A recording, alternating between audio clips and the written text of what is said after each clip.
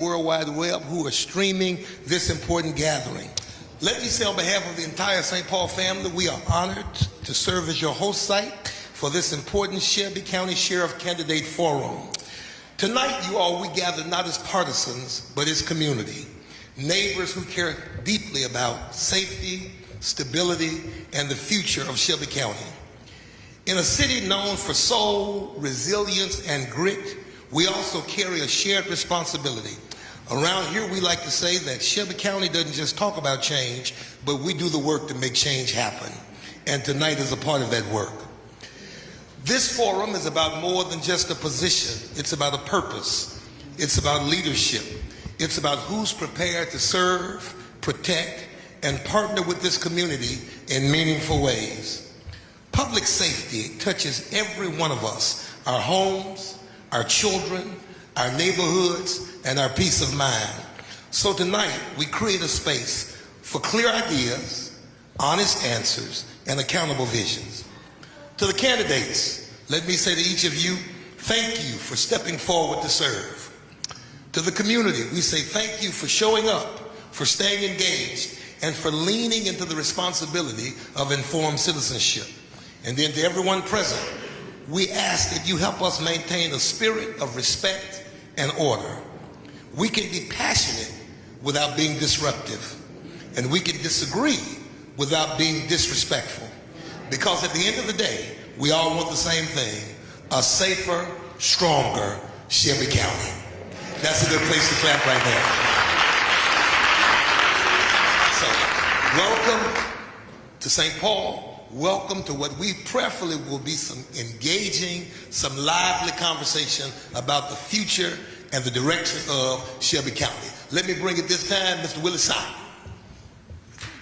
There you go.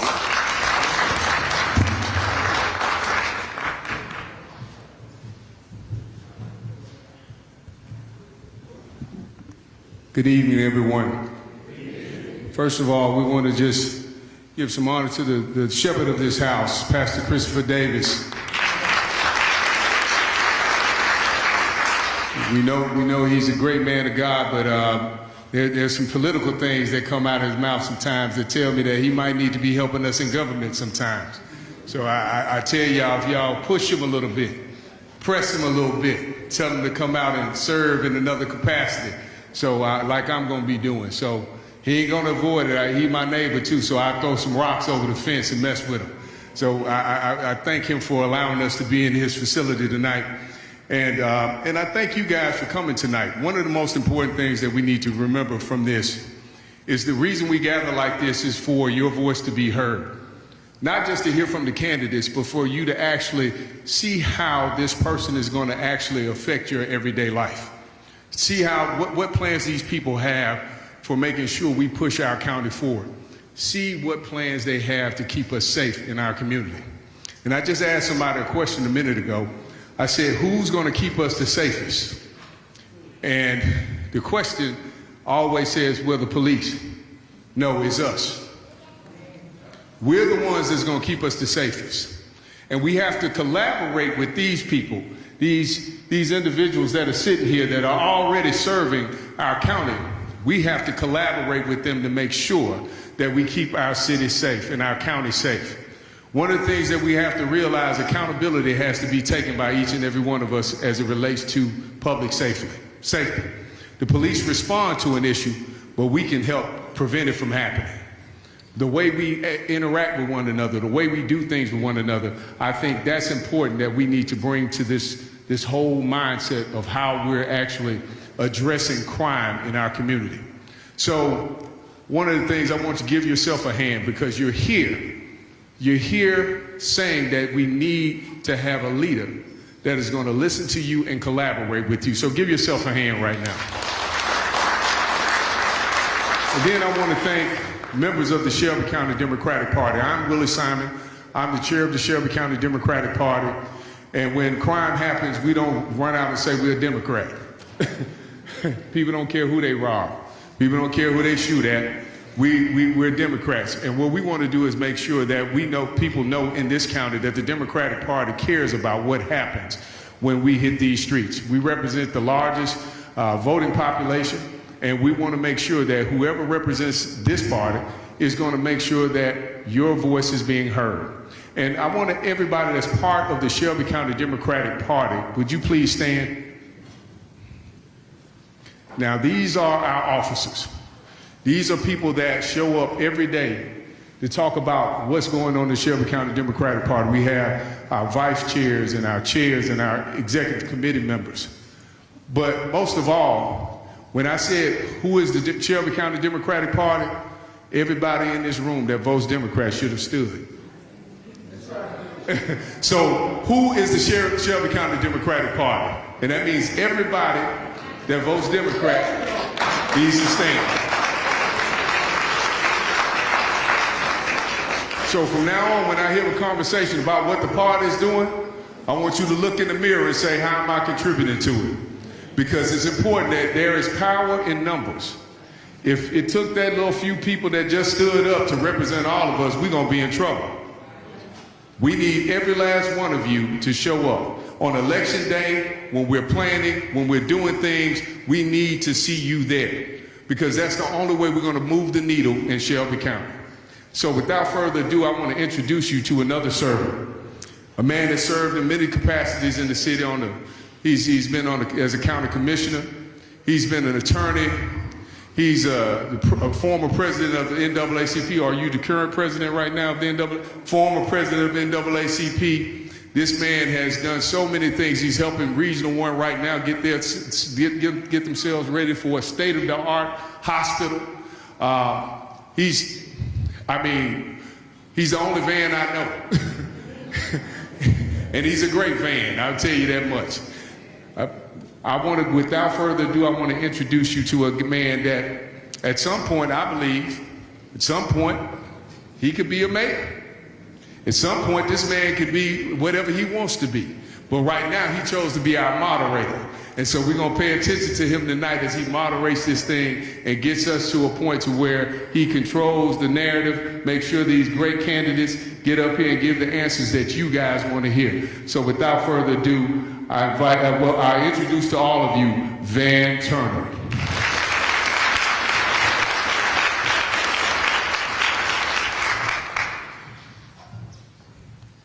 Good evening. How's everyone feeling? We got any Democrats in the house? Yeah. All right. Y'all give yourselves a hand. I had the pleasure of serving as chair of the Democratic Party from 2009 to 2013. Some things have changed, some things have not changed. We still got to fight. We still got to be with the people. We still got to align with labor and unions and teachers and hard workers. And we need to make sure that we still turn out that vote on what date? May 5th. Then we got to come back on August 6th. All right. And then we got to come back in November 3rd. Okay? So those are the 3 dates we have to make sure we keep in mind. You have to make sure you're registered to vote 30 days prior to the election. All right? Early voting begins in this particular race on what day? April 15th. Okay, we got it. So without further ado, let's bring up our candidates. And the candidates, y'all come to the stage.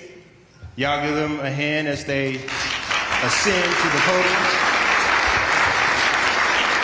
You're going to go in alphabetical order, and they put it on the screen for us. Alphabetical order, so we're going to go Buckner, Hubbard, Pollard, Pope, Scott.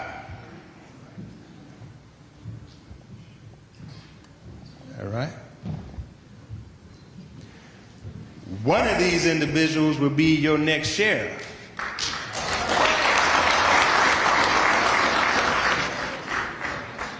We start right here. Yeah. I'm just going by how y'all appeared on the screen. Yeah.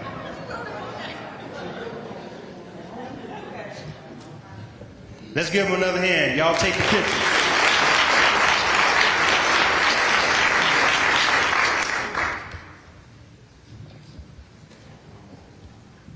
I've had plenty of debates, but I like this side of the table here, moderating, and I'm not in the hot seat tonight.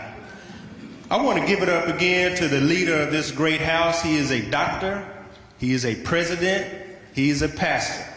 First and foremost, he's a man of God, he's a father and a husband, he's many things, but we need to give it up one more time for the great president, Dr. Chris Davis. Y'all give it up for him one more time. Now, if you are an elected official or you want to be an elected official and you're running for office, stick around. I'm going to acknowledge each and every one of you. Having been in that role, everybody likes to hear their name called. So y'all stick around. I'm going to call your name. I'm going to have you stand up and I'm going to let the people see you. So just hold tight. We're going to get to that. But first, we want to focus on our next sheriff. We're going to start in alphabetical order. And let me go to the script. Our Sheriff Candidates Forum. Tonight's conversation focuses on the most urgent issues facing Shelby County. The conditions inside our jail, long-term crime, reduction strategies, intergovernmental cooperation, countywide law enforcement collaboration, and reducing recidivism. Our goal is simple: to give voters clear, direct answers from the candidates seeking to lead the sheriff's office. Each candidate will have 2 minutes to respond to each of the 6 primary questions. Where's our timekeeper? Y'all see the young lady there? She's the enforcer tonight. Now, you all are going to be the sheriff, one of y'all, but she's the sheriff in town tonight with this time. When you see your 2 minutes are up, you got to be quiet, or I'm going to have to do something. I can't arrest you, but I'm going to have to tell you to be quiet. Yeah. Say that again. Okay, and there's a time up there too. So we got time here, but we going this is the primary time down here. But we do have a time up there as well. Thank y'all. Okay, each candidate will have 2 minutes to respond to each of the 6 primary questions. We will conclude with a lightning round of 5 rapid response questions based on the official duties of the sheriff. We thank all candidates for participating and all community members for being here. Let's begin. Each candidate will now have 1 minute for an opening statement. We will begin in alphabetical order, starting with Mr. Anthony Buckner.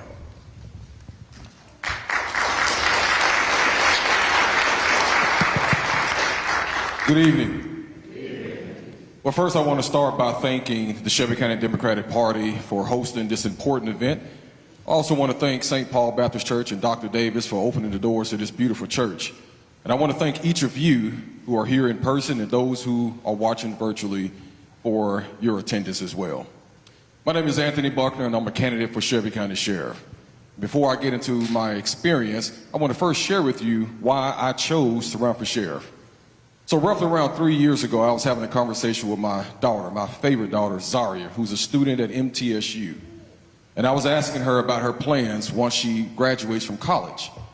And what she said to me hurt me more than anything that I've heard. She said, "Dad, when I graduate from college, I'm not returning to Memphis because I don't feel safe." But my reason for running for sheriff doesn't start and stop with Zaria. It starts and stops with the conversations I've also had at town hall meetings, neighborhood watch groups, and on the aisles of Walmart and Target. We all have concerns about our community. My name is Anthony Buckner, and I hope throughout the rest of this evening you'll learn more about me. Thank you.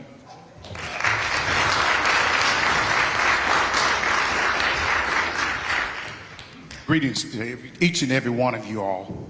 My name is Reginald Hubbard. I'm a former assistant chief.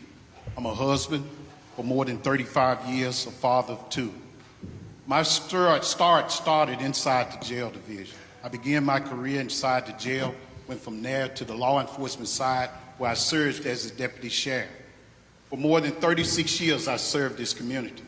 I have more extensive background in the area of street crimes unit, metro gang unit, the narcotics division, where I served as the executive lieutenant over narcotics. So I ask for your support and in this conversation in regards to this forum. Y'all give Mr. Hubbard a hand. And what we're going to do is cut the time off back there, if you don't mind, because we're confusing the folks here, and we're going to let Miss Ruby be the timekeeper. So just stay focused on Miss Ruby down here, and that way we won't have confusion. Mr. Herbert, do you need any more time? Because I know you got confused there. Just wrap it up. No, sir. I was looking at two different times here. So I apologize. We're gonna stop that. But I want this community to know that after 36 years, I'm looking to serve this community in the best way know how. So thank you and support Reginald Hubbard for chair. All right, let's give him a hand. So we'll just stick to the time down here. And candidates, you don't have to come around. You can stand up or you can sit down where you are. That way we don't have a trip and you might need to call me, but nah.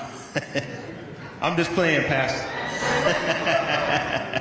But you can stand where you are or sit down where you are, but you don't have to walk around. Go ahead. Hello, citizens. My name is Ricky Pollard. I'm running to be your next Shelby County Sheriff. Our county is facing a challenge that requires real leadership and meaningful change. I believe the time has come to move forward with a stronger commitment to the safety and well-being of our communities. That is why I decided to run to do what needs to be done for the citizens of Shelby County. Crime remains a serious concern, and our streets and schools and neighborhoods deserve safe for every family. My goal is to work with the community to restore confidence in the sheriff's office and ensure the public safety is always the top priority. On election day, take place on May 5th, 2026. All right, Mr. Pollard, y'all give him a hand. Mr. Pope. Good evening, everyone. My name is Michael Pope, and I'd like to say thank you all for coming out to such a pivotal time we have in Shelby County, electing the next sheriff of Shelby County. We have all witnessed the epic failures of this sheriff's office. I'm running for this office because I bring to you almost 4 decades of service in law enforcement. I've served as the chief of police, and I'm currently serving now as a criminal investigator for the Shelby County District Attorney's Office. This sheriff's office needs a new leadership. We need a problem solver, a person that knows what to do and not being told what to do. I'm Michael Pope. I'm soliciting your vote. Last but not least, Ms. Scott. Yes, my name is Keisha Scott. Good afternoon, everyone. And I'm running because we need a sheriff to protect the people. We need a sheriff to run a safe, constitutional jail, which we have lack of now. I'm running and I'm making history. I'm going to be the first female sheriff inside the Shelby County and the state of Tennessee. I'm going to be the one fighting for the people, standing with you, because what we're lacking is transparency and accountability, and we need a sheriff that's going to have transparency in law enforcement. Thank you. My name is Keisha Scott.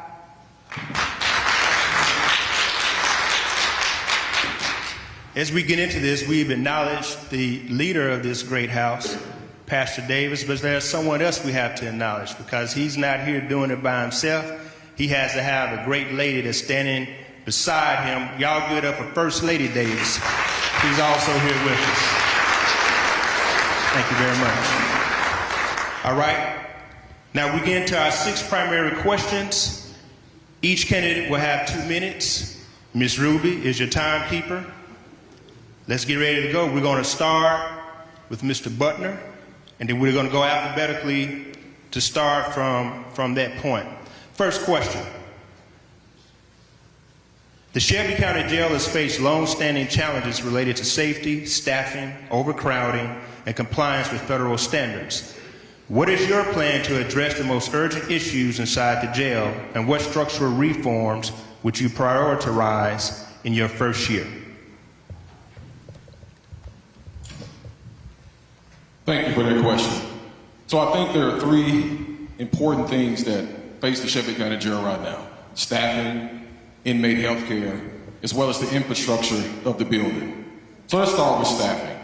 So 2 years ago, I became the chief deputy of the sheriff's office. And one of the first things that I tackled was trying to improve or enhance the staffing that we have, particularly inside of the jail. What I put in place over the last 2 years have allowed us to hire 200 plus new correctional officers into our rank and file. In fact, 2 weeks ago, we started a class of 41 correctional officers. We have not done that in years. But then inmate health. Right now, the contract to service inmate health is held by the county. I submit to you that that contract needs to be held by the sheriff. Because as sheriff, when I walk through the jail, and if I'm unhappy or dissatisfied with the services that the inmates are receiving as it relates to healthcare, I should have the authority to cancel the contract and find someone who can bring the services to the jail that the inmates and the detained population deserve. And then lastly, the infrastructure. I submit to you the first year within the sheriff's office, I will commission a feasibility study for the Shelby County Jail. There are a lot of conversations right now about building a new jail, but we don't even know right now how much life is left in the current facility. So my first year, I'll be tackling staffing, I'll be tackling inmate health care, and I'll be tackling the infrastructure for the feasibility study. Thank you.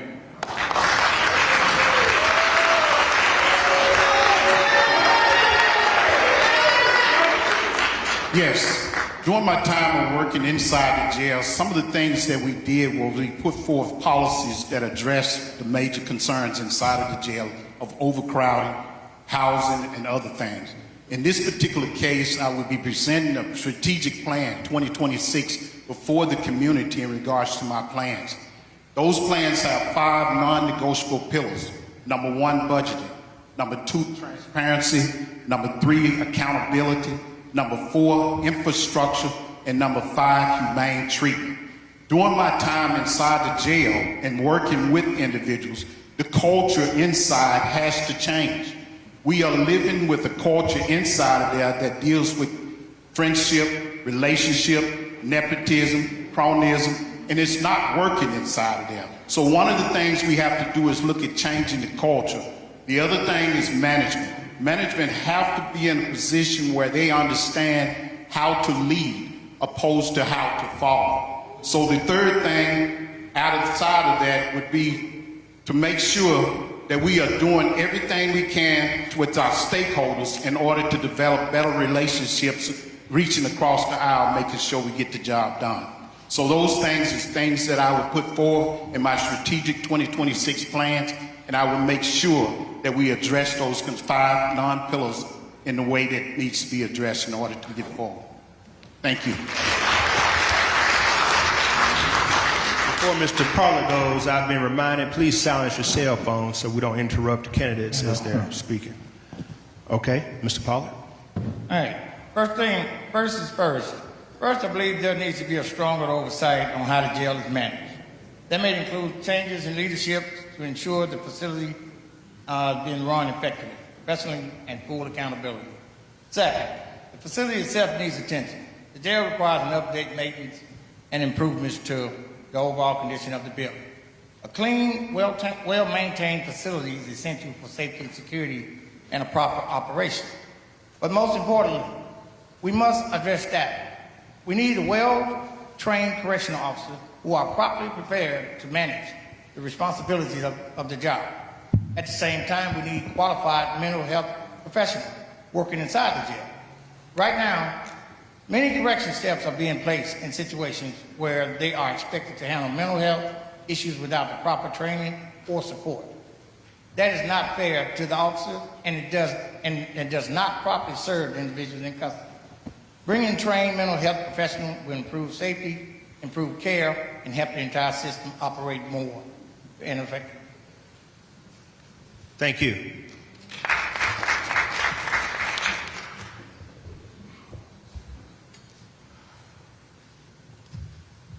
The first thing I would do is rebuild. The sheriff's office has 736 vacancies. We need an aggressive recruiting campaign to recruit officers. Also, I would do is stabilize. We need to stabilize the conditions of the jail, stop the drugs from being brought in, stop the killings and stabbings and the fighting. We need to do a better job of maintaining officer safety. Another thing that I would do is retain officers there. I can take my hat off to some of the officers that work in the jail. Right now, they are low morale. They don't have, the union contract is not signed. They don't have fair promotions. They don't have anything that's equivalent to what they should have based on the contract. So one of the things, other thing I'd like to do is introduce to the jail staffing is hazardous duty pay. That incentive would bring about the morale put them on a higher pay scale, and also give them stability to do things that they do. We need a jail that works. We need law enforcement officers that work. And also what we're going to do is introduce the first ever Sheriff's Office ambulance service. That ambulance service will be housed at 201 Poplar, where we have an inmate in crisis. We can quickly get him the service that he needs. We're going to make sure that Shelby County Jails is working properly, it's staffed, it has the medical staff that it needs, and training officers that they need. Thank you.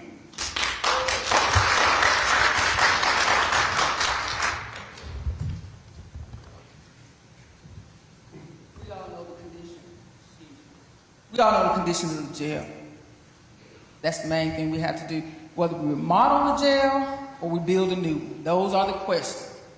But we're going to have to do both, because while you're remodeling, you're going to have to build a new one. But you're not going to build it in a community amongst people. Nobody wants to be growing up looking at the backyard of a jail. That's the main thing. While we're doing that, we're going to have mental health.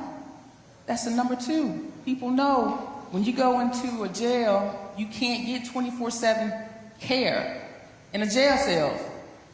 That goes back to training. Officers aren't equipped to train to see somebody's detox, to see if somebody's suicidal, to see if somebody's having a chronic episode.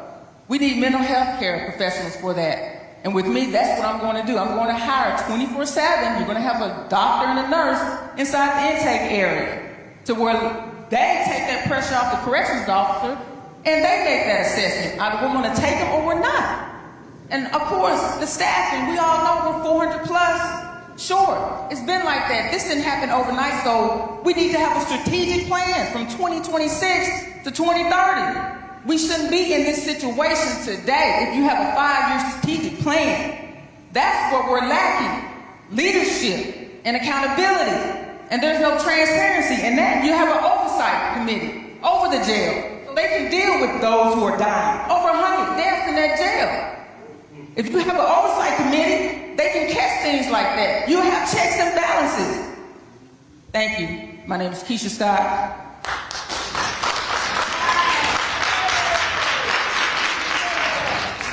Okay, now we're to our second question, and we'll start with Mr. Hubbard.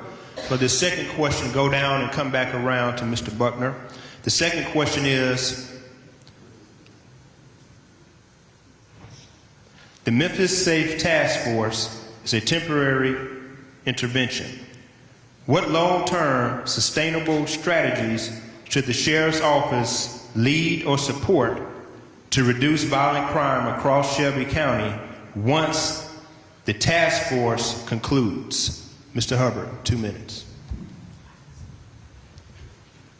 One of the things that we have to do is look at things that feed crime. Those things are poverty, those things are narcotics. So the sheriff's office, as your next sheriff, I would look at new ways of addressing narcotics in our community. One of the ways is that we would be going on offense opposed to defense. For so long, we have went on defense with narcotics and we have locked individuals up and the charges did not meet criteria. Most of those that are locked up inside of Shelby County Jail are on felony charges but are users. We will look at redirecting the way we do business as it relates to narcotics crimes. And we would go after those dealers that are pushing drugs to our young people and address those concerns. So we most definitely would look at ways to deal with narcotics in order to address the concerns we have in our community.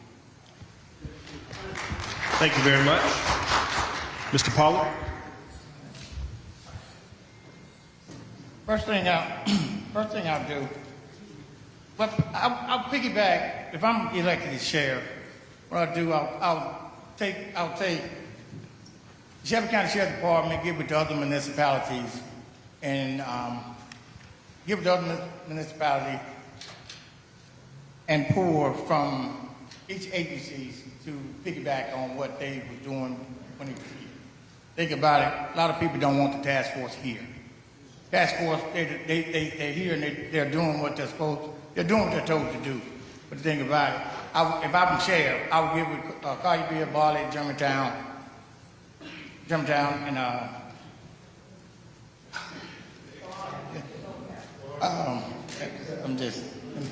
get there, and I will form my own task force, and I'll go from there. That's what I'll do. Thank you very much. All right, next we have Mr. Pope. One of the duties and responsibilities that the sheriff has, he does the same thing as the U.S. Marshals. The sheriff has the power to deputize officers of other agencies.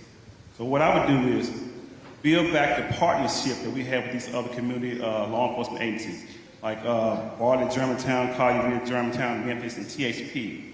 I would collectively work those other counties. We will put together a task force to service the people of our community. And that way, we know the needs of the community, we know who the bad guys are, we know who the gangbangers are. We have all that technology and that experience that we know who we're looking for. And more importantly, what I would do is build back the trust in the community. We would have reserve officers come and work alongside those who work in neighborhood associations. We have retired deputies come and patrol in the areas where they live. We got to put the responsibility back on the community to work alongside other law enforcement to stop the crime in this community, and that's going to be one of my duties as sheriff. Thank you very much. Ms. Scott? Yes, Keisha Scott. This all comes back, circle back every time, no matter what the question is, it involves the community. The community. We have to partnership with the community. Your nonprofits, your business. We have to, in law enforcement, take that first step out to the people. Don't expect them to come to us. Go to them. You have to meet people where they are. You have to go to their town halls, go to their community events, like I do. Go to their schools, mentor their kids, like I do. We talk about our youth, but are you mentoring the youth? I do. And I don't need my job to tell me that. I do that on my own because I believe in our youth. That's where our future is going to be. So what we have to do with the sheriff's office, the sheriff is the highest law enforcement officer here over city chief, Millington, Germantown, everybody. The sheriff has to put his thumbprint on Memphis and Shelby County, okay? The sheriff has to step up and say, this is my county, this is what we're going to do. I'm going to set that tone. Everybody else going to follow my lead. And we don't have that. But with me, you're going to have that. I'm going to have my task force. It ain't going to be Memphis. It's going to be the sheriff's task force. And everybody else going to get on board and do what I need them to do to bring this community together. And that's what it's going to take. We got to start that drive. Get on board, everybody. This is a community thing. It's not just the sheriff. Put the hands back into the people, the sheriff's office. Take politics out of it. This is your community. Take it back. Stand up. Stand with me and fight back and take your city and your county back. My name is Keisha Scott. I'll be your first female sheriff in Shelby.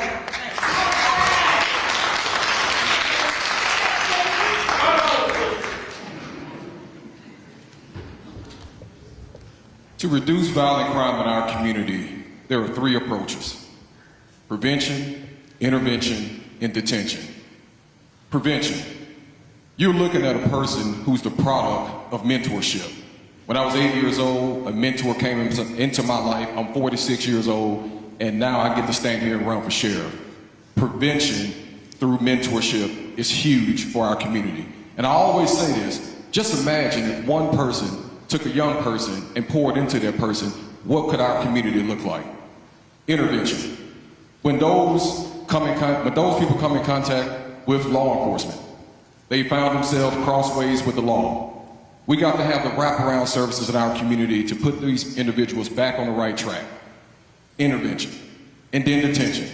For those who don't respond to mentorship, they don't respond to intervention, then we have got to have law enforcement boots on the ground that can enforce the law and put people behind bars where they can find redemption or they can find the services they need to change their life. Those are the three approaches. So when the task force leaves, you have a sheriff that has a crime strategy to make sure that we are still responding to crime in a smart way, that we're putting our officers in neighborhoods and communities where they have seen a depreciation in the quality of life and they've seen an increase in crime. Again, prevention, intervention, and detention. Those are the three simple approaches to addressing major crime or violent crime in our community. Thank you.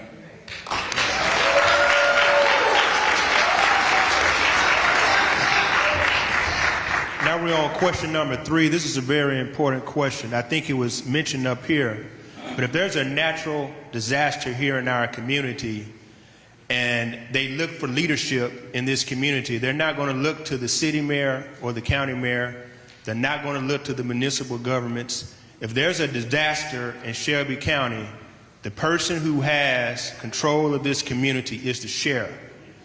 So in case of a disaster, the most powerful person in this community will be one of these individuals up here. Now, the sheriff has to submit his budget to the mayor, and the mayor has to submit the budget to the 13 county commissioners, which has to be passed by 7 votes. So it's important that even with all the power that the sheriff possesses, that sheriff still has to work with the mayor and the county commission to get the budget passed. Now, it's a checks and balance. If the sheriff doesn't get his budget passed, he can go to Chancery Court and sue, saying that this is a public safety issue. I need the money to protect the people of Shelby County. So we don't want to get to that ever again. We want our mayor, our sheriff, and our county commission all working together, traveling in the same direction. So that's why this third question is so important. The sheriff's office must work with the county mayor, the county commission, courts, and state agencies. How will you repair and strengthen these intergovernmental relationships to ensure coordinated public safety efforts? And we're going to start with you, Mr. Pollard. 2 minutes. First, I believe direct communication. If there's a disagreement, first step is sitting down and having an honest conversation. For those discussions should be guided by facts, data, and what is best for the public safety. Public safety should never be compromised because of political disagreement. My focus will always be finding solutions and to serve the people of Shelby County rather than allowing issues to turn into public conflict. If necessary, we will work through private negotiations to reach a common ground. In some situations, it may also require me revisiting to clearly understand the roles and responsibilities of each office. When those roles are well defined and respected, it helps prevent unnecessary conflict and keeps the focus where it belongs, on protecting the community. Thank you. Mr. Pope. One of my greatest strengths is relationships. As the next sheriff of Shelby County, I will maintain a great relationship with the next mayor, with all the city leaders, all the county leaders, all of the chief of police of this county. It's important that we put people first and people understand the importance of the sheriff's office. What we deem that's important is you talk about a natural disaster, there are certain things that we gotta have. So those things have to be talked about in board meetings, retreats, special council meetings to ensure that when it's time to get a budget set, presented to the stakeholders, that we talk to the clergy, we talk to the community leaders, and everybody's on the same page. And whatever those articles are that the sheriff needs to keep Shelby County safe, that the mayor will go automatically sign off on it. Because we had those discussions, we know what's needed, we have relationships, we'll make sure that all the funds for the sheriff's office is allocated and go to what they were designed for. Thank you.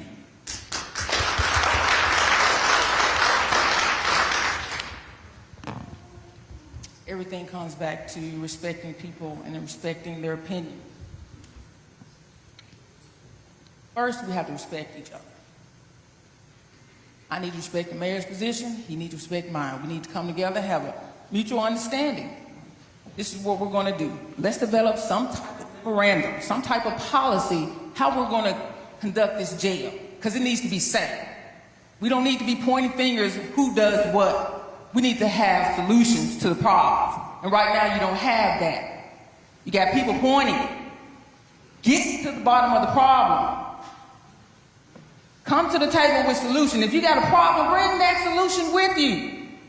Be respectful. We're going to have sit-downs and we're going to talk it out. We're going to come to an agreement. You may not like what I have to say, and I may not like what you have to say, but we're going to come to understanding because we're doing what? Putting people first, not ourselves. Take yourself out of the equation and think about everybody else. Think about this community. So let's have a policy in place where we don't have to go back and forth bickering about who does what and who didn't do what. That's what my plan is, and that's what I plan to do. Partnership. I don't mind stepping down and saying, hey, what do you have? If your idea is better than mine, let's do it. It doesn't matter who gets the credit and who don't. The problem is we're going to get it done, and it's going to be for the people. And right now, our leadership isn't thinking about the people. They're thinking about themselves.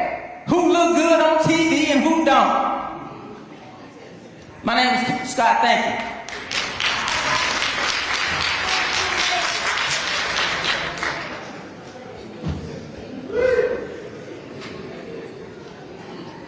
In my 20-plus year career, I've had the pleasure of serving as as a hostage negotiator for about 8 years.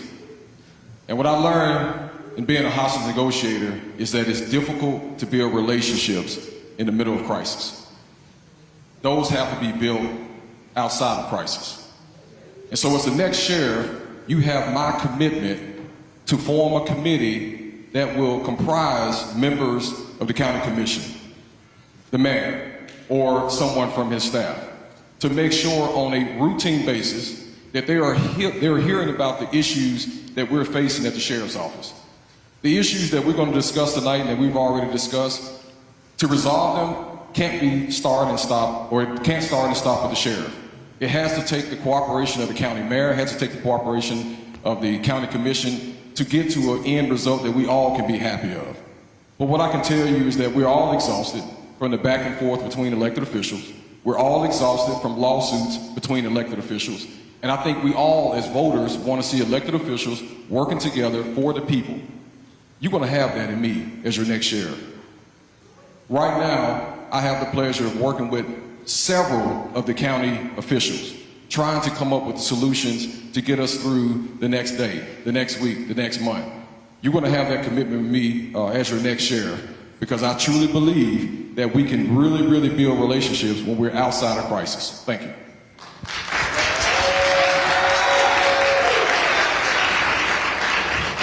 One of the things I did as an assistant chief during my tenure inside the jail was recreate quarterly meetings with every municipality in the county. We developed relationships with those individuals. We heard the problems that was going on, we solved them, and we put forth policies that would address their concerns. The thing we would do was create those quarterly meetings with those sheriffs, with the mayors as well, both city and county, because the city is paying tax dollars into the county's budgets as well. So we would look at meeting with those individuals outside of the public eye and having those conversations about what we can do in order to better things for the citizens of this community and not just ourselves. Most individuals are filled with self-aggrandizement, and they move away from the idea of reaching across the aisle, and they draw lines. We will eliminate those lines. We will have those conversations, and we will make sure that we are communicating in the best way possible for the citizens of this county, not for just ourselves. So I would look at quarterly meetings. I would look at making sure that I'm communicating that information back to the staff and other people, and making sure that we do the best possible job for the citizens of this county. Thank you very much. We're now down to our fourth question. Again, 2 minutes each for this particular question. And we're going to start with Mr. Pope for this question. Crime does not stop at city limits. How will you build a stronger countywide partnership with municipal police departments such as MPD, Bartlett, Germantown, Collierville, and Millington to create a unified crime reduction strategy? Mr. Pope. As I stated before, building relationships. When I started my career in sheriff's office in 1987, we were all partnership. We all had a Metro DUI, Metro Narcotics, Metro Gang Unit, Street Crimes Unit. So I would give those chief police, those other elected officials, and we'll bring those things back. Community policing together as one local unit, one local body serving the county. And how we do that is, like I said before, the sheriff has the power to deputize officers from other agencies. We work collectively together to fight crime in all the Shelby County. Make sure that we come together and do things that we need to do to serve the community to stop crime in its tracks. Relationships and deputize officers from other agencies. Thank you.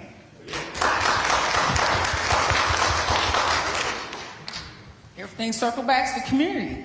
Community policing. That's what I always talk about in all my forums. We're going to have to get with all the other agencies. It's possible we've done it. When I came on, I worked in the Metro Gang Unit. Partnership with the city. It's all about putting one agency pride aside and everybody collaborate. And that's what we're having now. We got everybody like Graham, button head, everybody trying to be the alpha.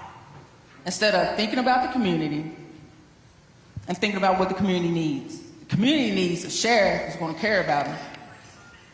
The community needs the sheriff to build trust. You know how you build that trust, people? You got to get outside that squad car. Yeah. You got to get in that community. You got to talk to them. You can't be afraid. You got to get out in the county and go into the city. The city should not have to ask the sheriff, can y'all come and patrol my area? And then you don't show up.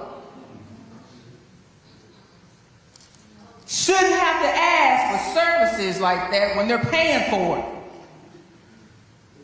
You don't mind coming asking for the vote when it's election time. You and everybody's church then, everybody event. But when it's all over and said and done, don't nobody see you, you go. Community police people, partnership. We gotta hold our elected officials accountable. If you want transparency, you gotta hold them accountable and you gotta say, hey, you came to me. If you want my vote, this is my agenda. And you hold them to that. You don't let them slide.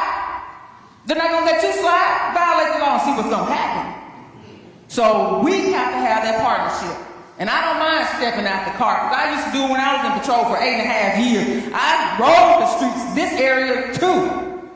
I know what it's like to get out, play basketball with the kids for a couple of seconds. Thank you. My name is Keisha Scott. The person who wears the shoe knows where it hurts, and the shoemaker knows how. As a sheriff, I got to go to the communities and hear directly from the municipalities and those communities to know exactly where their shoe is hurting, where their pain points are. As your sheriff, I will make sure that I'm a good partner with the Memphis Police Department, with the Bartlett Police, Germantown, Carterville. So much so, as your chief deputy today, I'm doing that right now. So twice a month, we're meeting with all of our law enforcement partners to making sure we understand and know where their pain points are, where their shoe is hurting. Right now, as your chief deputy, I'm part of the process deputizing Memphis police officers, Germantown police officers, Bartlett police. We're doing that right now. Recently, I got a call from the Bartlett mayor who had a pain point. And he wanted to know how the sheriff's office could be a partner. And I sat down in the office of the Bartlett mayor. For more than an hour, we talked about those pain points. And from his office, we came up with a solution. We're doing that right now. Sheriff Thomas Tuttle of Soto County called me a few months ago. He wanted to exchange some deputizations of his deputies for our deputies. We deputized 10 DeSoto County deputies, and DeSoto County deputized 10 Shelby County deputies. We're doing that right now. I submit to you, you have a sheriff's office right now that's working with the municipalities, trying to make sure we know exactly where their pain points are and how we can partner with them. Thank you.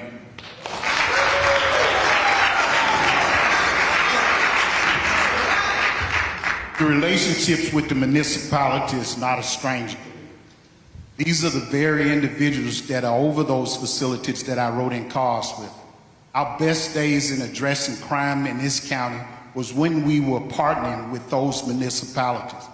I was in the car with Bartlett officer. I was in the car with the Germantown, Carvey officer. Those individuals became friends. To this day, I don't have to worry or be introduced to them because they already know me. I'm familiar with Dale Lane and Carvey. I'm familiar with Fisher in Germantown. I'm familiar with Cox and Bartlett. And also, at that time, it was Standback and Millington. These are people whose numbers are in my phone. And over the years, I developed good relationships with them. And the calls came 1, 2, 3 o'clock in the morning, and we addressed those issues. So we have to get back to that. How we lost that, I have no idea. But we have to find a way to get back to the partnership that we had back in the day when we were all rolling together. In 2019, Germantown and Collierville boast the #1 and #2 safest cities according to SafeWise in the state of Tennessee. They've lost that. They're not even in the top 20 now because of the relationships in this county now. We have to get that back. So for the people that we are talking about as relates to developing relationships with, these are people I'm already in good relationships with. And I'll continue those in the next days as I become your next sheriff.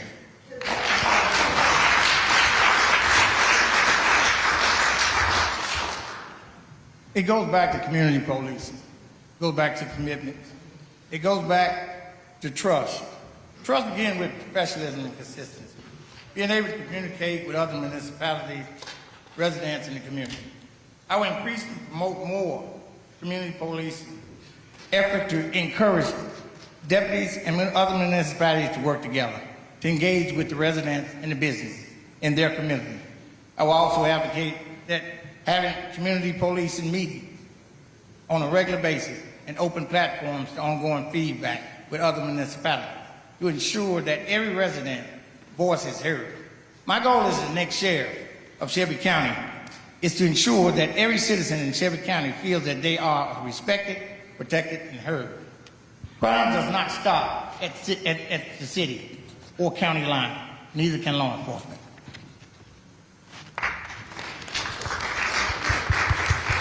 So I'm going to give you a little game plan. So we're through 4 of our 2-minute long questions.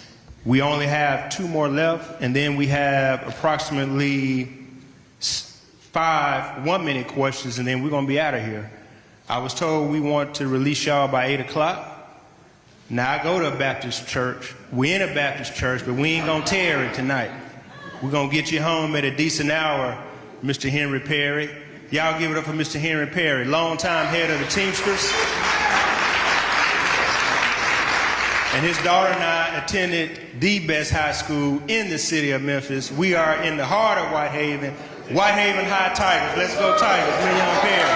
Let's go Tigers. We got some Tigers in here. We got our old coach back too, Stan Collins back. That's the football coach. We got any other unions in the house?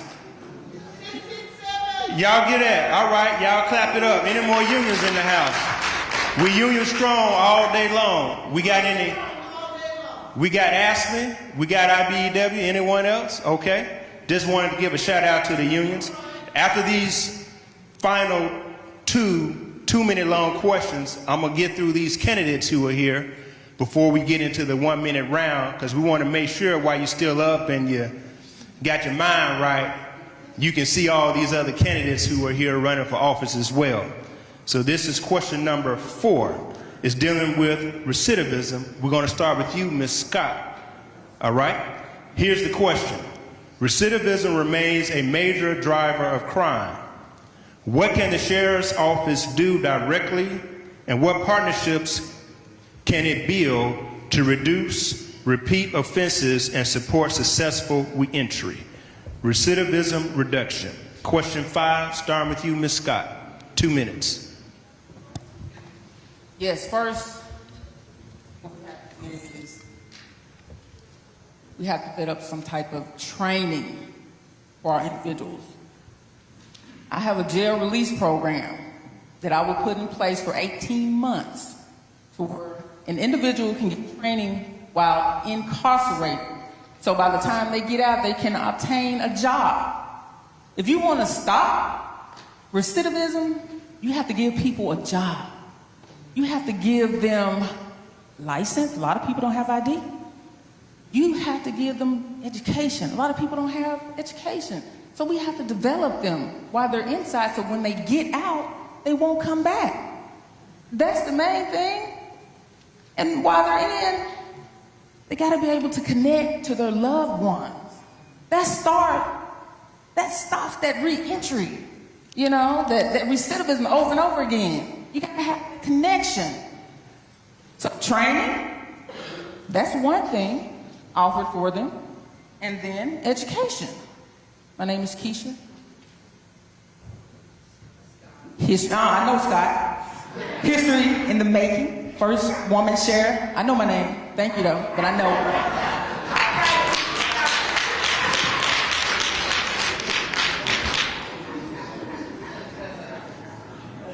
So I think there's a couple of ways that you address recidivism. There's no one way, but there's a couple. I'll start with this. We have programs right now inside of the Shelby County Jail that's designed to rehabilitate our detained population. Programs like Inside Circle that address trauma. A lot of individuals who come inside of our facility, they are facing traumatic incidents that they're coming from, and even within the facility, they acquire traumatic incidents at times. But then we also have nonprofit organizations that already exist in our community, and I'm just going to name one because there are many, such as Memphis Allies, who share the focus of actually rehabilitating the entire family. So here it is. We can rehabilitate a detained individual inside of the facility, but if they go back home into some of the environments that they come from, then they're likely to reoffend. So we have to take a family approach when it comes to rehabilitation. So if you're going back into a home where there is no food or lack of food, then that's going to be a problem. And that individual may be faced with choices to go back into a life of crime that will return him or her back to our facility. So I think two things. One, we have to rehabilitate within inside the facility, but then also the sheriff's office has to be a great partner with nonprofit organizations that can provide the wraparound services for the entire family to make sure that we peel them away from what may have caused them to commit crimes in the first place.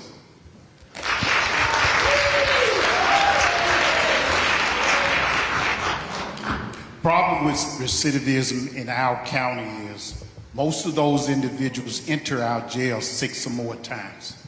That's the problem. We have to begin looking at gateway crimes when an individual commit a crime to find out what the problem is. Oftentimes there are gateway crimes dealing with shoplifting, narcotic, trespassing, and other things like that. We have to begin looking at day one when that individual come in there the first time. How can the courts address that issue to keep him from coming back? The large numbers that come through those doors are 6 or more times. That indicates a problem with that individual. So we have to partner with the courts, mental health professionals, and whoever else we can partner with as stakeholders in order to address those concerns. So we have to know that those are some things that I've been looking at, and certainly want to on day one go into the courts to look at those individuals who are entering our jail 6 or more times. This is a problem for this community. Most of them do not need to be inside that facility because their crimes does not pose a threat to the community, and we have to find ways to address those. But we have to look at those that are coming in 6 or more times to address those.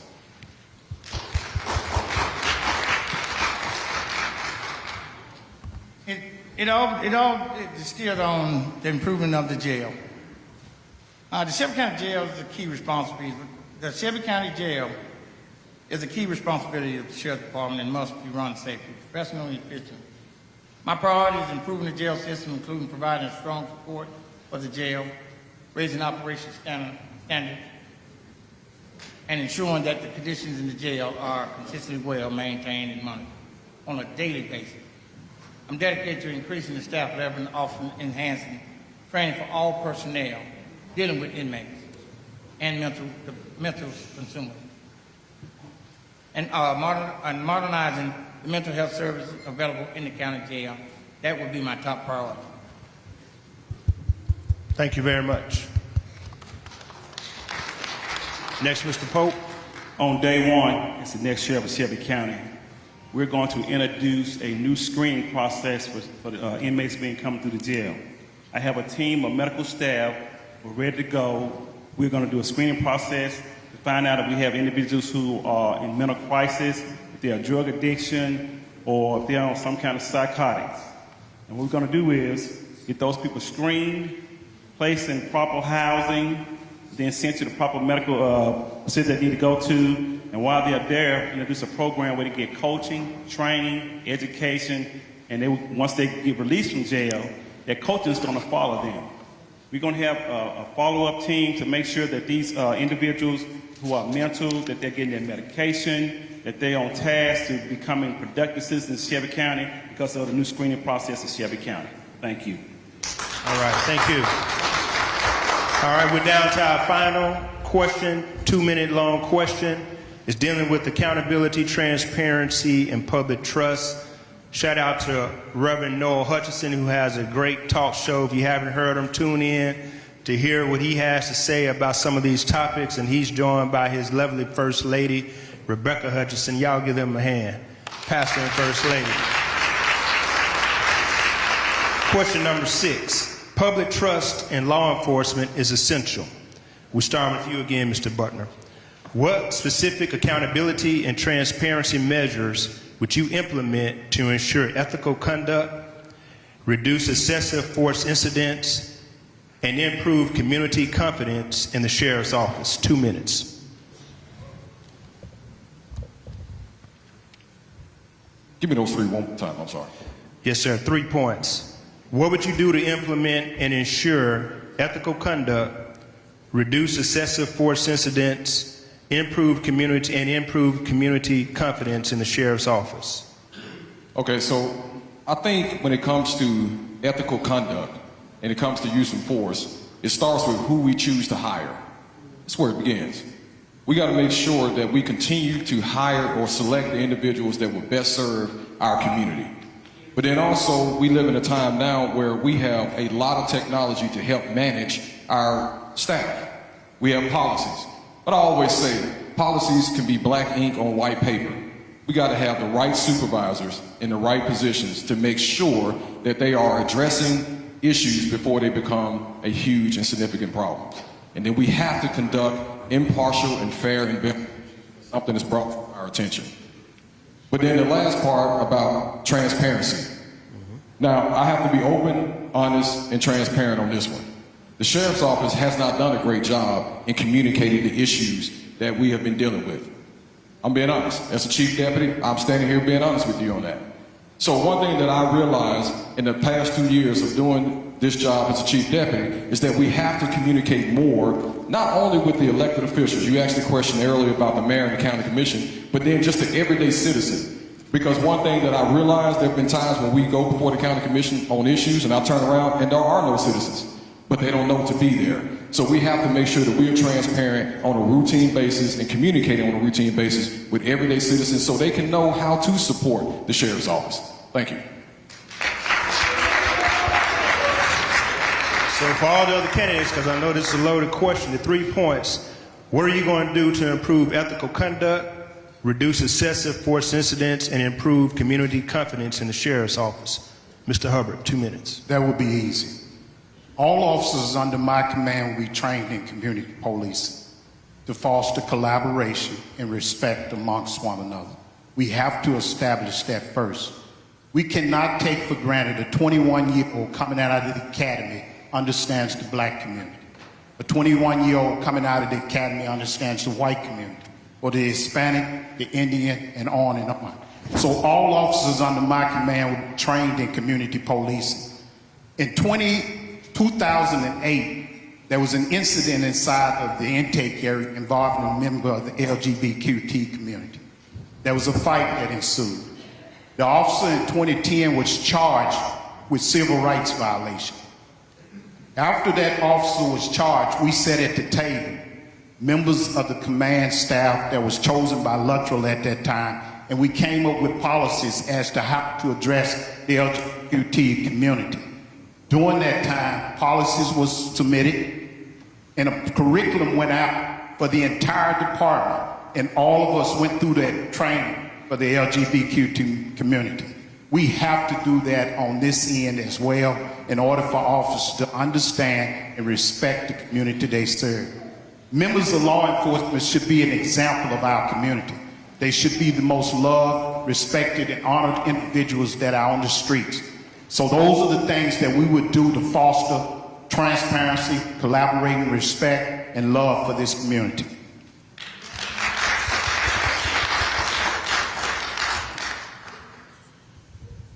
One or two to three things. One is accountability, transparency, professionalism. Start with a clear policy, training and supervision. I will charter a clear de-escalation policy that will require regular training for all deputies, and when deemed necessary, when a situation arises. I will assure the use of force to be reviewed immediately and transparently, holding deputies to a clear standard of consistency and professional level of those duties, expectations of the Shelby County Sheriff's Office. No one, and I mean no one, is above the law. You can't apply the law and the law not apply to you.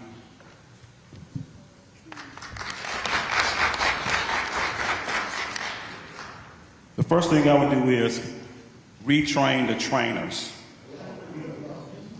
Retrain the trainers. Shelby County, we have a problem. We have low staff. So what we have out here, we have 1- and 2-year-old patrolmen training recruits.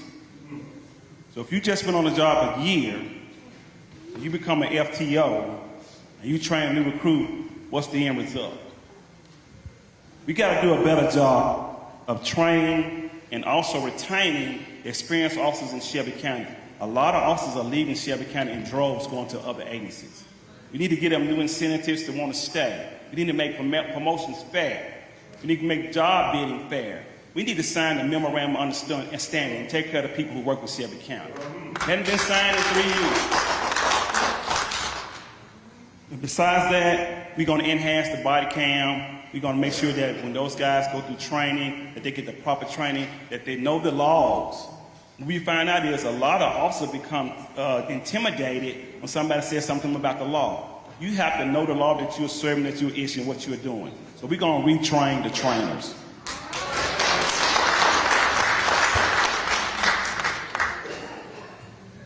Well, transparency. We all want to talk about transparency.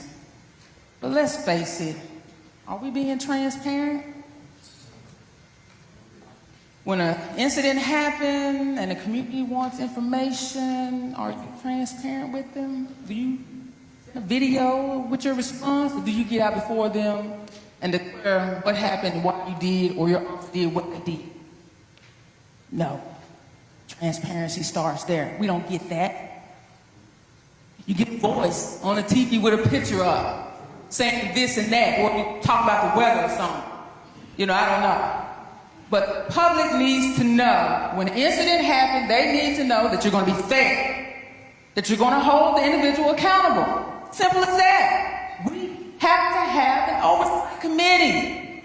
And you say you're for oversight committees, but let's think back. The county commissioner a couple of years ago came and asked for it. Sign this agreement. We want oversight committee from the sheriff. Now I remember that because I heard it. We still don't have it. Dude, no. But they say transparency. Listen to what the people are saying. Hear them for what they are saying to you today. Look in the past. People are in positions today to do what they need to do today. Not day one. Day one is today, people.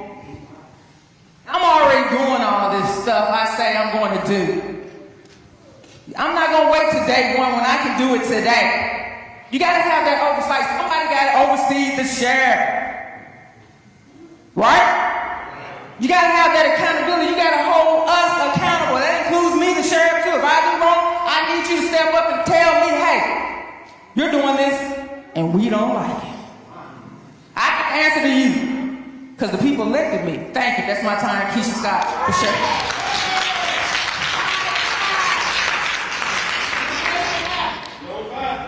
All right, we want to get to the other candidates and elected officials who are here with us. They're busy, but they're taking time out of their busy schedule to be here to support the Democratic Party in this forum. I think Mikhail Lowry was on his way, but he does have his campaign manager here, Felicia Hicks Walker, on behalf of the Lowry campaign. Let's give them a hand. Next, we have Mr. John Bradley, who's running for County Commission District 10. That's Orange Mound, y'all. Give him a hand. Sometimes we just say the mound. You say the mound, we know what you mean. Orange Mound, District 10. Next, we have Mr. Benny Smith running for the county clerk's office. Y'all give him a hand. All right. Have I gotten everybody on that row that's running or elected? Please, announce yourself. Smiley campaign for county mayor. Y'all give her a hand. Miss Whitney, you had the hat and the glasses on. I couldn't recognize you. Thank you very much. All right, now we're going to the middle row in the back. We have Miss Legina Mitchell Scott running for County Commission District 13. Y'all give her a hand. District 13 is Poplar Corridor, East Memphis, for those who don't know where that is. All right. Next we have, we have Mr. Jonathan Lewis running for the county commission seat in this district, District 9, Whitehaven. Mr. Lewis, give him a hand. Yes, ma'am? Briante Benson running for criminal court clerk's office. Let's give her a hand. All right. Yes, ma'am. Juliet Estridge, I am running for District 6, and that is the Memphis Shelby County School Board. I appreciate your vote. Thank you. All right. Anyone else in this row right here? Yes, ma'am. Running for County Commissioner, District 10, Orange Mound. All right.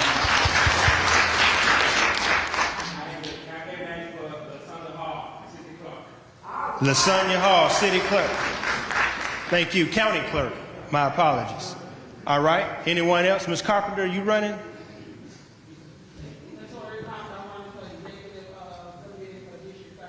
All right. Executive Committee. We vote on the Tennessee State Executive Committee members for the Democratic Party. That's something you vote for as well, so look for that on the ballot. We got a long ballot. Be sure you vote for all of the candidates running. Now we're on this row here. All right, coming forward, Joseph Lee for trustee. All right, y'all give that a hand. Mr. Lee, been around for years. All right, we got anyone here in this middle row? Let's start back here. Brittany Thornton running for county clerk. She's also serving District 10 as the county commissioner, so she represents the mound, Orange Mound. Y'all give that a hand. Give her 2 claps. We have William Stovall for. All right, we got the clerk candidates in the building. We have Dr. Karen Streeter. What are you running for? County Commissioner, District 9. That's Whitehaven, where we are now. Y'all give her a hand. Okay? Yes, ma'am. Okay, let's give that a hand. Trying to flip that seat and make it Democrat. All right, all right. Very important. Anyone else in this row here? All right, let's move over to this row. All right. Okay, Carla Stocks, running for criminal court clerk. I'll let you say it. Go ahead.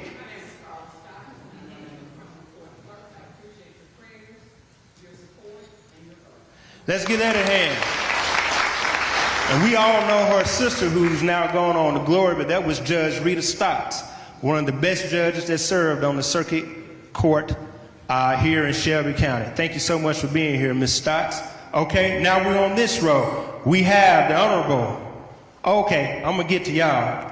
Go ahead, ma'am. All right, let's give that a hand. All right, you're not running for office, are you, Brett?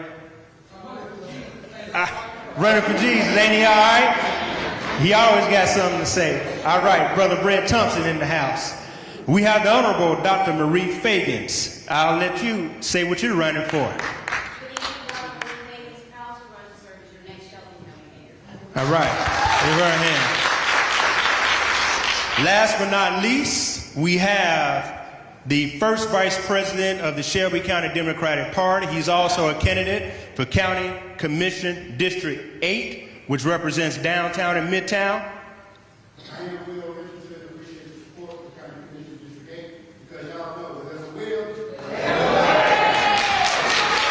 All right. Hey, man, you locked in on that, brother. I like that. Well, there's a will, there's a way. And y'all said it, too.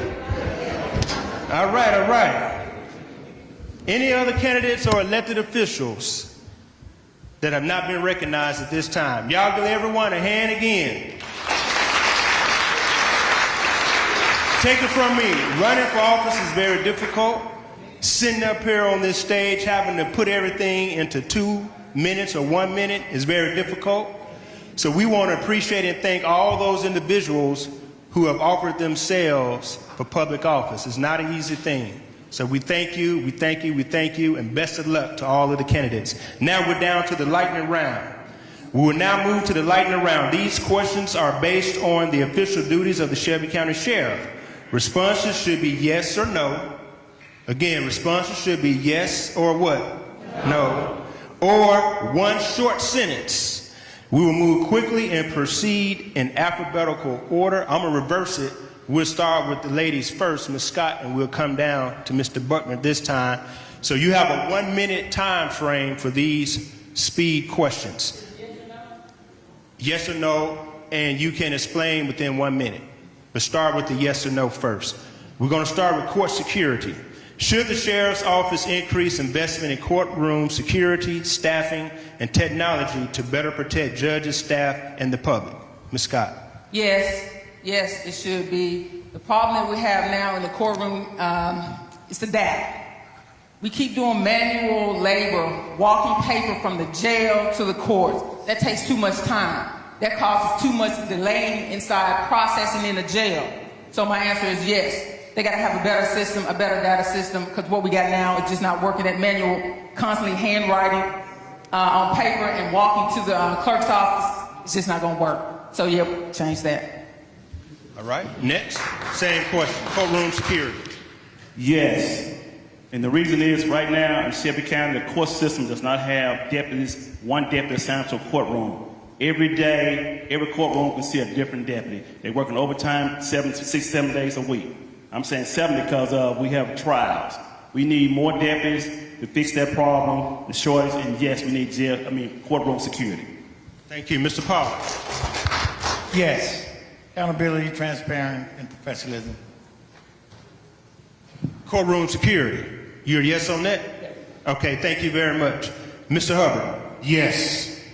During the period of time when the courtrooms had an issue with the stabbing inside of the court area, along with weapons being brought in unsecure, it was my work to produce those scanners of non-metallic and metallic scanners that went into the courtroom in order to address security inside of there. So I say yes. I say we need to make sure those court areas are secure.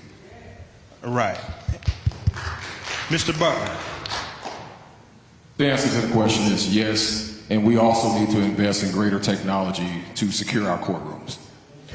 All right, thank you very much. Now, what we're going to do now is make this our last question. They've given me the nod. I have 5 questions, but we're only going to do one more. I tell you, we're going to get you out of here. All right. Now, this is our last question for the evening. Now, what we're going to do is still going to be a 1 minute yes or no. You can explain that, answer within a minute, and then next and finally, we're going to have a 1 minute closing statement from each of the candidates. Now, in the law, many people don't remember anything else about the trial, but they remember your closing argument. So we're going to ask these candidates to put on their lawyer hats and make their closing argument to the jury of your peers who are going to vote for you on election day. You got to make your closing argument to convince them to push the button for you. We get into that, but first we're going to get to this final lightning round question, and I'm trying to see which one I'm going to ask, and I think we are going to do this one because this is pressing on everyone's minds. Jail oversight. And we're going to start with you, Mr. Pope, And the question is, should the Sheriff's Office adopt an independent external auditing process for jail conditions and use of force reviews in our jail? Starting with you, 1 minute. Mr. Pope. For that question, I would say yes and no. There needs to be some type of jail oversight for inmates in the jail as well as the officers. And the reason why I'm saying no is because we're going to invest in body cams for the jailers as well. Every deputy jailer, every officer in Shelby County should be wearing a body cam. All right. Yes to that. And for the oversight, you got to have an oversight committee for the jail. You got to have checks and balances. That's the only way you're going to reduce your death inside the jail. It's the only way. Another thing is just common sense. Common sense thinking. It doesn't take a rocket scientist to do the right thing. You got to have accountability. I believe all of them should be wearing vests, and they all should be wearing body cam as well. Just a transparency for the people. Thank you. My name is Keisha Scott. The answer is yes. One thing that I've learned over the past 20 years is that it's always good to have someone from the outside come in and look at your operations, look at your policies. Right now, we have an accredited jail, so people come in, but it's always healthier to get more eyes on a situation. We learn through the juvenile court system, when we bring in experts from various areas to come in and look at your operation, you can learn something from anybody. So the answer is yes. I think we should have some oversight where people come in from the outside to look at our policies, look at our procedures, look at our infrastructure, and offer recommendations and, that we can institute to make our jail a lot safer. Thank you. All right. Mr. Hubbard. The answer is yes. Any measures put in place to give oversight to the jail is a good thing. We need that, so my answer is yes. Most definitely we need to put that in place. Thank you. All right. Mr. Pollard. I say yes. Oversight is important from an outside standpoint and an inside standpoint. Transparency, like I said, transparency and accountability is the most important thing that's really going to be going for the Sheriff Department right now. Thank you. Y'all give the candidates another hand. All right. We're going to allow them to make their 1 minute closing argument, and then someone from the Democratic Party will come up and close us out. But I do want to acknowledge Mr. J.B. Smiley Jr., former chair, City Councilman J.B. Smiley Jr. He has come. Want to stand, sir, and wave. He's running for Shelby County Mayor as well. Okay, now, we're going to start with you, Ms. Scott. We're going to let you do your 1 minute close to the audience, and you have to tell them why they should elect you as sheriff when we start voting in April and May. 1 minute, Ms. Scott. Yes, Keisha Scott. Well, we all know and see right now that nobody feels safe. They say crime is down. Motor vehicle theft still up. That's crime, right? We still feel it. Even though the National Guard is here, we still feel it. And they're here because we haven't done our job in law enforcement. They're doing the work for us. That's not acceptable. And we as people got to come together and go to that voting poll. We got to look at what we want from a sheriff. Do you want a sheriff to lead you, or do you want a sheriff to follow? Right now, we following. I already told you the sheriff is the highest ranking law enforcement officer. We got to, Sheriff, me, got to put the stamp on. My thumbprint is going to be on Memphis and Shelby County. When I walk these streets with you hand in hand, you're going to know who Keisha Scott is. You're going to know who your sheriff is. A lot of people don't know. But when I come to your city, your community, you're going to know my name, Keisha Scott, because I'm for transparency, accountability, and I'm going to give you what you want. I'm going to take that politics out of the sheriff's office and put it in the hands of the people again. Where it belongs, because you, the people, are going to elect a woman, a first-time woman sheriff in Shelby County and the state of Tennessee. Thank you. My name is Keisha Scott. Mr. Butler, we'll let you finish. They're coming down this way. You'll be last. Go, Mr. Pope. 1 minute. Closing argument.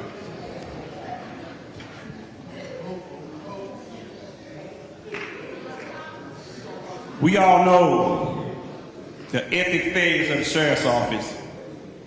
We all know the crisis that we face. It's time for something different, something new.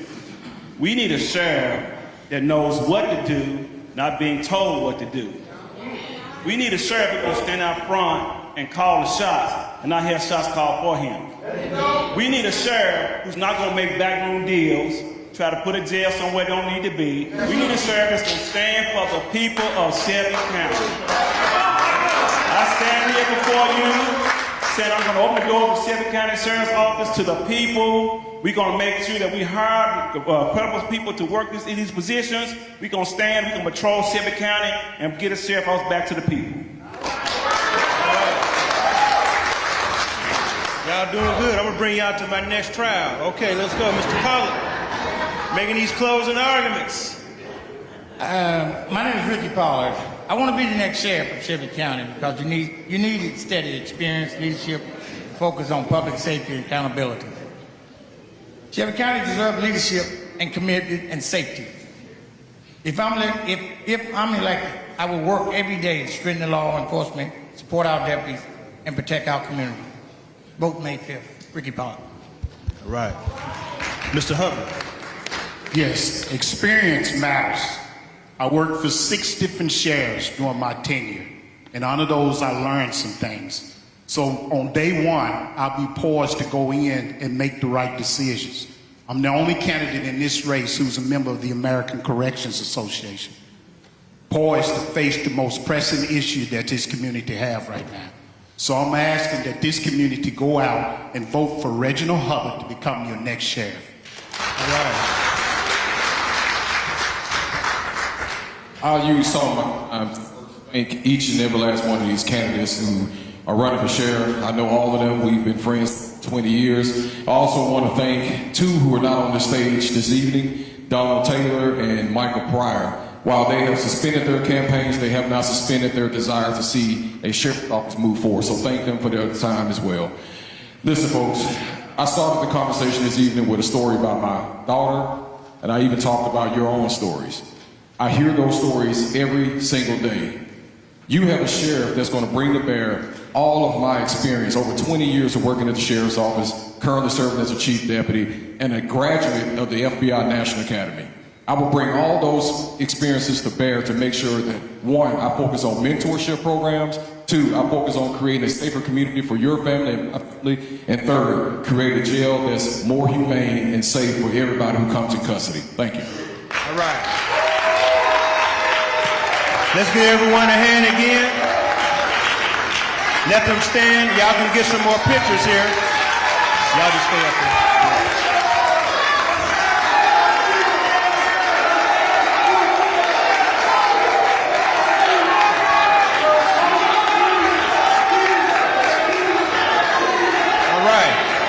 All right.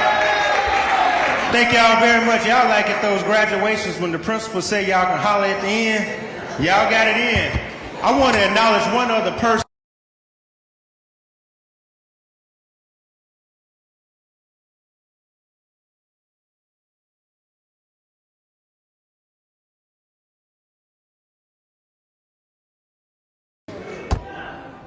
I want to thank each and every candidate for coming up here and sharing your